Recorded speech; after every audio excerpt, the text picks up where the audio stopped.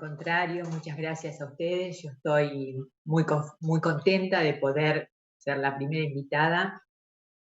Cuando hablamos con la senadora Sagnú sobre la creación de la comisión, ya de hecho habíamos charlado con algunos otros legisladores, con algunos otros senadores y senadoras.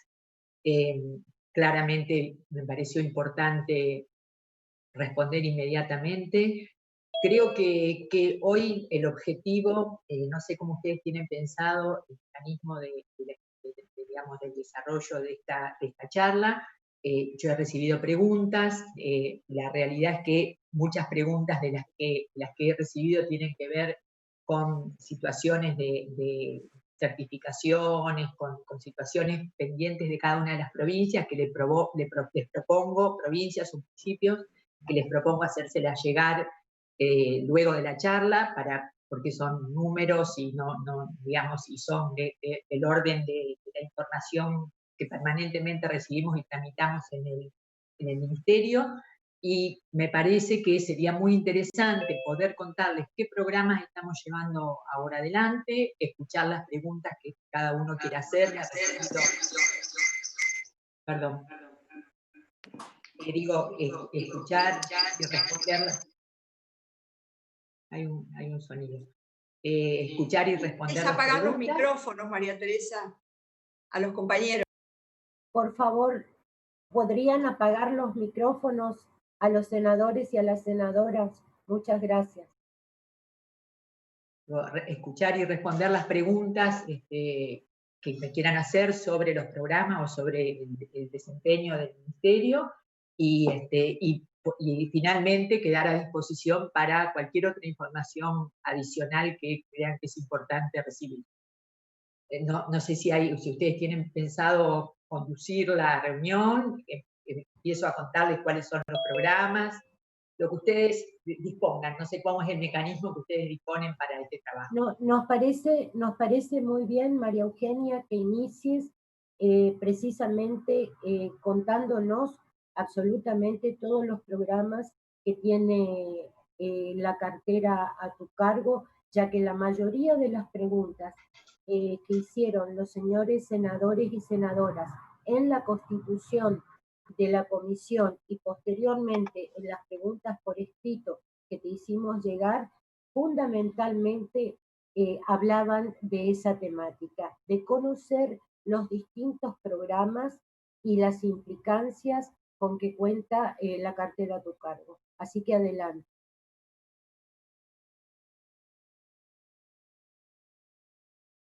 Tenés el micrófono mutado, María Eugenia.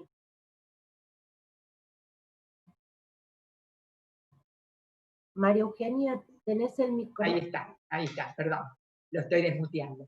No, les quería decir que efectivamente nosotros lo que hemos hecho es agrupar las preguntas, como en realidad hay preguntas comunes y también hay preguntas que refieren a la implementación de las políticas. Nos pareció correcto y nos pareció que de alguna manera era más ameno contar los programas en general y cuál fue el sentido de la creación del Ministerio y por qué, y cuáles fueron las decisiones, qué programas implementamos en este tiempo, qué líneas dentro de esos programas, por el otro lado, cómo seguimos adelante con las líneas o los programas que estaban en curso. Quiero decirles bueno, que en realidad el objetivo de la creación del Ministerio inicialmente tuvo que ver con una propuesta del actual presidente Alberto Fernández, de nuestro presidente, de separar la cartera de obra pública de la cartera de vínculos. Y este objetivo está anclado en diferentes situaciones. Una de las situaciones que bien planteaba María Teresa es poder pensar y seguir con una situación cuidadosa, con un mecanismo cuidadoso, lo que significan las particularidades regionales. Cuando uno está en la gestión y en muchas oportunidades desde la centralidad del país y la necesidad de pensar en un país federal, a veces se nos escapan las particularidades regionales, se nos escapan en el sentido de cómo pensar la vivienda para cada una de esas realidades, ¿no? Lo charlábamos, ya tuvimos una visita a la Comisión de Vivienda de Diputados, tuvimos una reunión y charlábamos esta particularidad y por qué esta decisión de empezar a ver cómo son los modos de habitar en cada una de las regiones, cuáles son las técnicas locales, cuáles son las modalidades de construcción. Aunque esto parezca teórico, tiene un anclaje muy vinculado a las necesidades de cada región.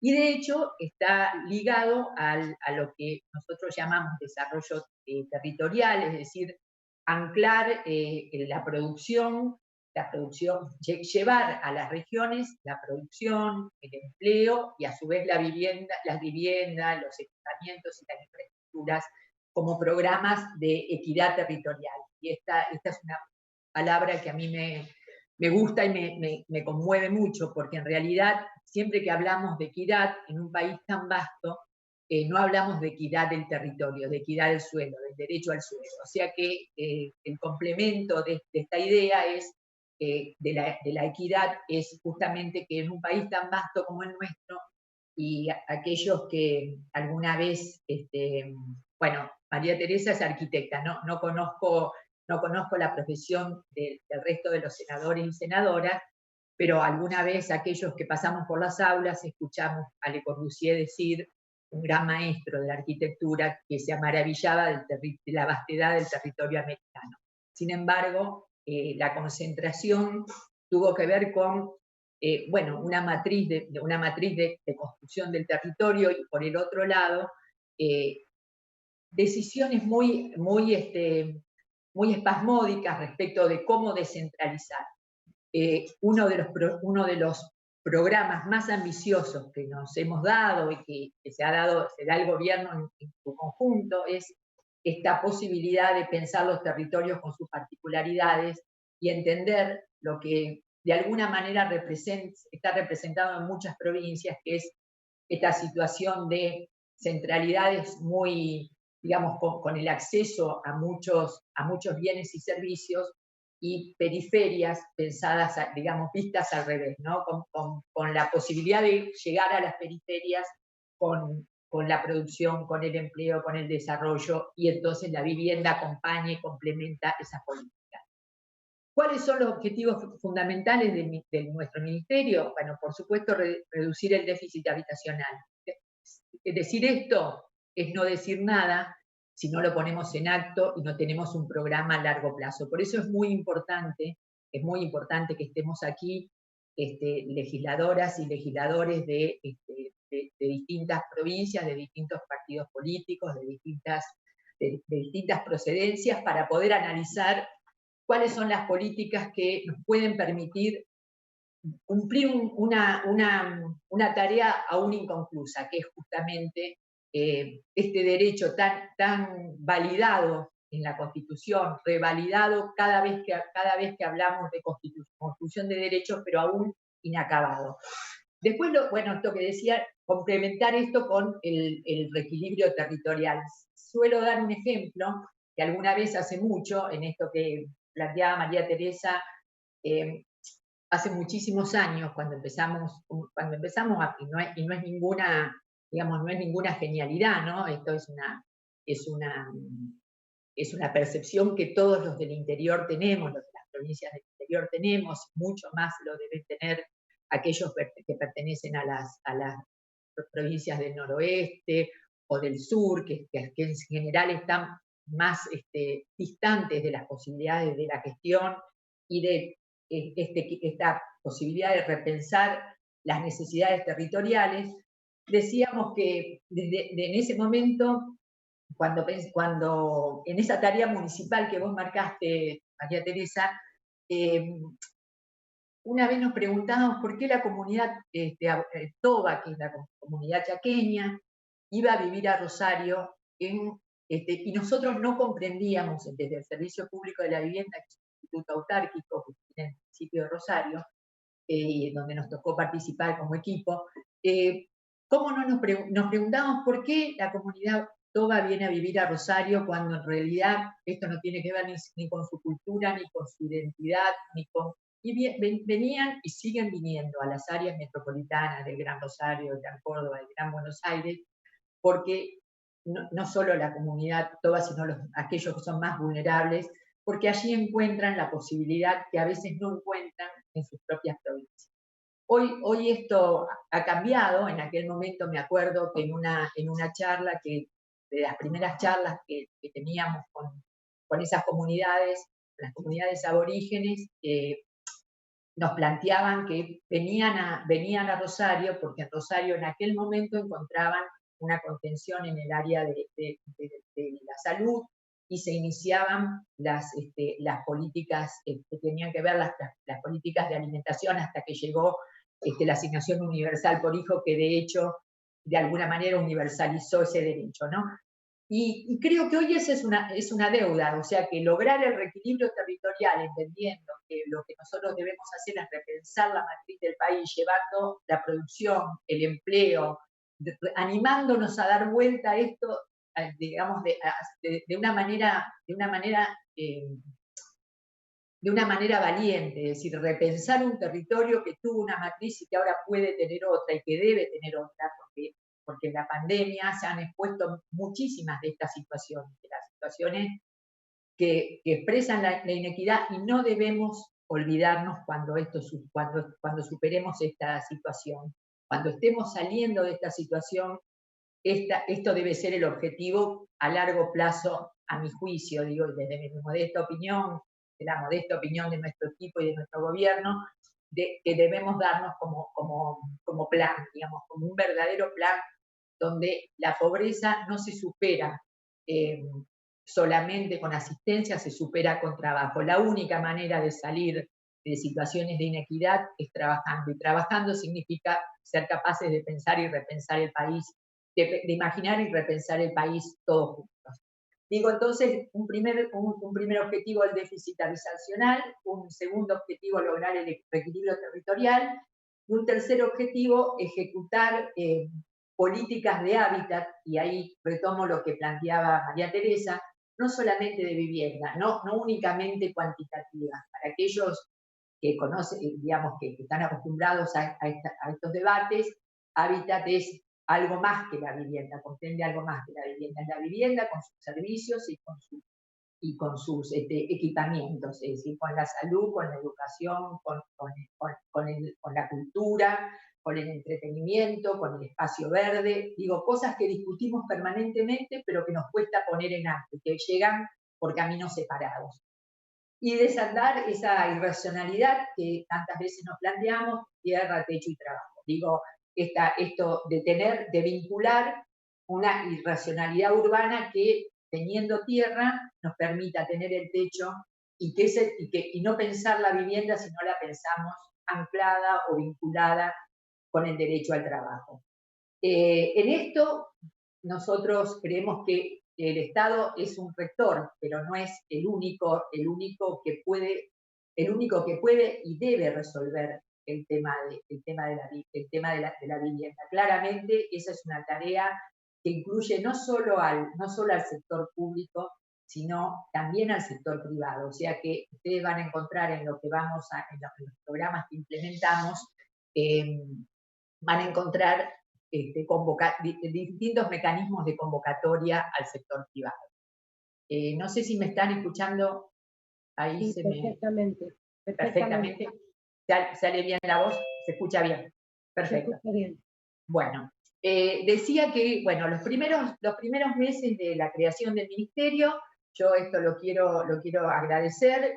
Nosotros dependimos y la verdad que con un esfuerzo muy grande del Ministerio del Interior. No se olviden que, digo, es una cosa como para recordar, parece que hubiera pasado mucho tiempo, pero han pasado 6 meses. Dependimos del Ministerio del Interior, y el Ministerio del Interior nos dio todo el apoyo necesario para poder articular y conformar este ministerio. Luego, en la medida que pudimos ir avanzando y con una directiva muy clara, y esto me parece que es justo que lo planteé, pero también expresa algunas distorsiones de la distribución de los recursos, tuvimos la decisión, y esta es una decisión que hemos tenido en todas las áreas, de no postergar ninguna obra que estuviera iniciada. Y en realidad muchas de esas obras, ustedes habrán visto que estaban concentradas en algunas provincias. No digo, no esto sin ningún objetivo de abrir una polémica, sino como hechos muy concretos, muy demostrables con datos y con información. Por eso siempre, digamos, me gusta ser muy clara cuando ustedes me piden información y datos, porque cada uno de estos datos que damos están sustentados en análisis. Y quiero decir que realmente hubo algunas provincias que recibieron más recursos que algunas otras, que no estuvieron necesariamente vinculadas a criterios que tuvieran que ver con necesidades básicas insatisfechas en algunos casos o demanda de vivienda en otros. Es real que teníamos una enorme expectativa en poder agregar algunas variables más en el censo que se iba a realizar ahora en octubre, que probablemente se realice en marzo y que veníamos trabajando con el INDEC para poder hacer preguntas cualitativas que nos permitieran definir políticas más claramente, es decir, cuántas personas viven en una casa, cuáles son las identidades culturales. Hay regiones en donde las familias, los padres, los hijos y sus nietos conviven porque tienen que ver con una cuestión de identidad. En otras situaciones tienen que ver con una situación de vulnerabilidad.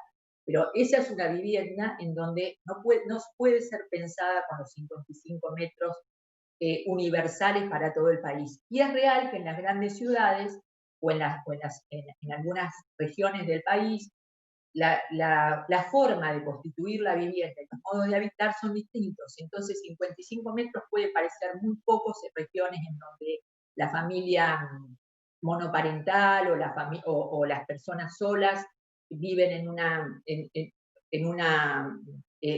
las personas, las familias monoparentales o las personas solas puede parecer mucho 55 metros, y en otros casos es muy poco. Entonces, la posibilidad de pensar la vivienda en relación a las regiones y a las tecnologías locales es muy importante para nosotros. De allí vincular vivienda, desarrollo territorial y hábitat. Aquellos que tienen experiencia de gestión probablemente sabrán que cuando uno no planifica estas tres patas, finalmente, me refiero a quienes han sido intendentes, a quienes han sido gobernadores, a quienes han estado a cargo de las áreas de vivienda, saben que finalmente eso termina recayendo y fuertemente en las arcas municipales. Es decir, cuando vos marcabas, María Teresa, el tema de los barrios privados, muchas veces en muchas localidades los barrios privados producen una enorme inequidad respecto del resto de la población, desde lo que tiene que ver con las condiciones físicas hasta lo que tiene que ver con que en realidad son habilitaciones que se dan para que luego el resto de la población, el conjunto de la población, termine pagando el acceso a los servicios y a los equipamientos, y también lo que tiene que ver con la conectividad física. Digo todo esto porque esto va a explicar de alguna manera cómo fuimos formulando esos programas. Entonces, volviendo al primer trimestre, en el primer trimestre seguimos en curso con todas las obras que estaban programadas. Ustedes verán, y se lo podemos hacer llegar, una mayor incidencia de pagos en provincias, en algunas provincias por sobre otras. Quiero decir que en ese sentido es muy importante remarcar que esas provincias no fueron más eficientes o menos eficientes, no en todos los casos, ¿no? Porque a veces se presenta de esa manera. Lo que fueron estas provincias es que recibieron sus certificados en términos. Y recibir los certificados en términos dentro de un proceso inflacionario significa poder ejecutar con mayor agilidad y poder terminar con mayor agilidad las obras.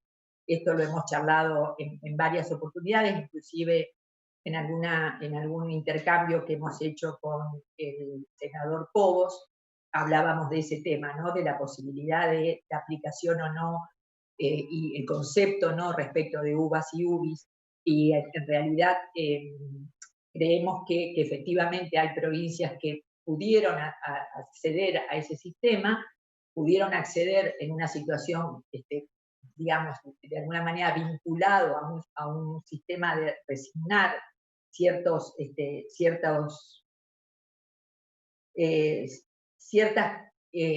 cierto sentido federal, para decirlo, para ratificar este sentido, esto que estamos hablando, cierto sentido federal, y por lo tanto eso no significa que otras provincias, que no me cabe ninguna duda, porque a poco de recorrer uno lo ve, son provincias que han tenido muy buenas experiencias en vivienda y que tienen mucho que decirnos al resto del país. Ahora, entonces, sobre esta base, diría que continuamos todas las obras que están iniciadas y pensamos en el marco del tiempo del aislamiento y de la pandemia distintas alternativas. El primer programa que implementamos es el programa Argentina Construye y Argentina Construye Social. Digo porque me han preguntado, esto se reitera en varias de las preguntas que han hecho los senadores y las senadoras. Digo, para que no sea un monólogo, ¿alguien quiere hasta aquí preguntarme algo? ¿Algún senador o senadora que quiera hacer alguna pregunta? La senadora Durango, el senador Cobos, ¿alguien más?